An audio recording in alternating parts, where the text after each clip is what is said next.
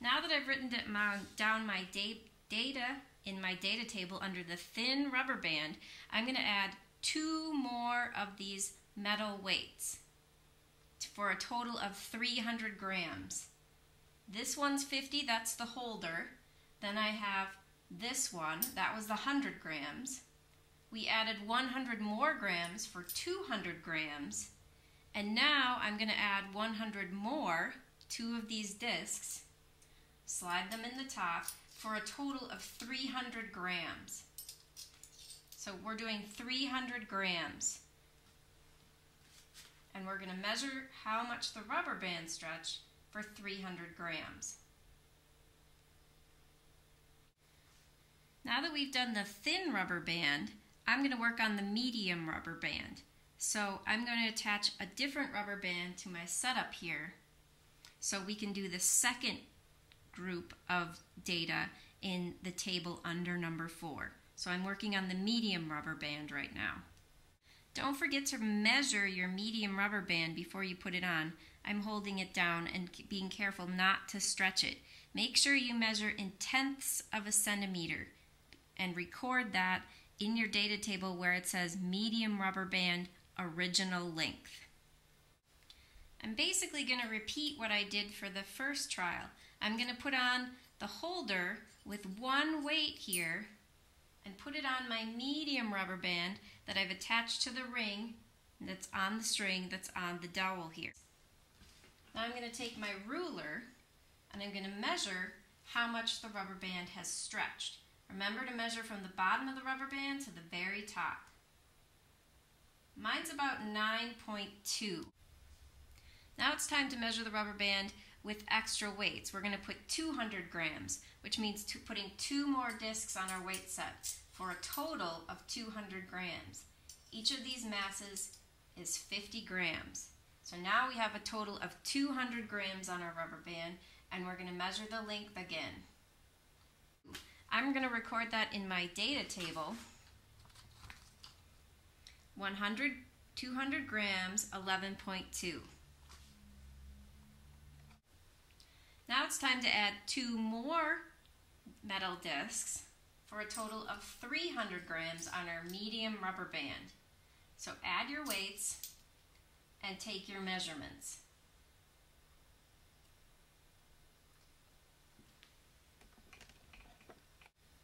Now it's time to head to the thick rubber band. We've worked with the thin rubber band, the medium rubber band. Now we're going to measure the length of the thick rubber band when it's not stretched. I'll show you that in just. Here I'm measuring the length of the thick rubber band when it's not stretched. Again, make sure you use tenths of a centimeter. I'm going to let you make your own measurement. Now that I've got my thick rubber band attached to my setup, I can add 100 grams and measure its stretch length. Remember to use tenths of a centimeter when you measure stretch length. Now I'm going to write down in the table what my length was with 100 grams. Now it's time to add 100 more grams so we can measure our thick rubber band with 200 grams on it. So put your weights on there and use your ruler. Make sure you're using centimeters and tenths of a centimeter to measure how much the rubber band stretched when you added 200 grams. And record that in your data table for number 4 under the thick rubber band with 200 grams. Now it's time to add 2 more masses for a total of 300 grams on our thick rubber band. So we're going to slide the masses on there, just like we did the other 2 times, and we're going to measure how long the rubber band is now that we've added more mass. And we're going to record that in our data table where it says thick rubber bands, 100, 200, and we're going to put it under 300 grams. Now that I've filled out my data table, it's time to fill out this last column where it says stretch length. We're going to have to do a calculation, and I'll show you that calculation coming. Now it's time to do some calculations. This is described in the analysis section of your lab book on page 26, but I'll show you basically what you need to do.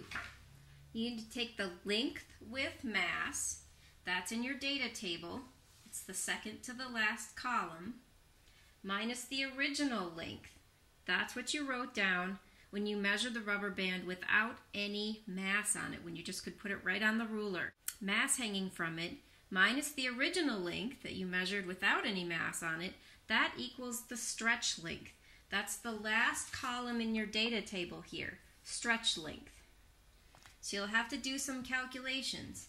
With each of your rubber bands and with each mass, you're going to have to take the length with the mass minus the original length to get the stretch length. For example, for my very first one, with 100 grams, I measured the rubber band with 10.4 centimeters. The original length of my thin rubber band was 7.5 centimeters. So when I subtract these two, I get 2.9 centimeters. That's my stretch length. That's what I'm going to put in my table right here. My first stretch length is 0 because I didn't put any mass on the rubber band. Now that I've used my calculator to figure out the stretch length by taking the length with the mass and subtracting the original length to get the stretch length, now I'm going to use a red marker for the thin rubber band, and I'm going to start by making a key so I will know that red is my thin rubber band. The first mass that I put on my thin rubber band was 0. And my stretch length was 0 because it didn't have any mass. So I'm going to put a dot at 0, 0. It's 2.9. So I'm going to put a dot right there. That's from the last column on my data table. My next point is going to be at 200 grams. I'm going to put the stretch length on from the last column in my data table. Mine's 9.3, but make sure you use your own data. For my last data point, I'm working at 300 grams. And my stretch length for the thin rubber band was 16.1. So I'm going to put a data point right. Now you can see that I've graphed the thin rubber band in red, the medium rubber band in green, and the thick rubber band in black. Thick is here, medium is here in the green, and thin is here in the red. Now I'm going to make some conclusions based on my graph. But first, we're going to draw a trend line. Now we're going to draw a trend line using a ruler. A trend line is not a connect the dots.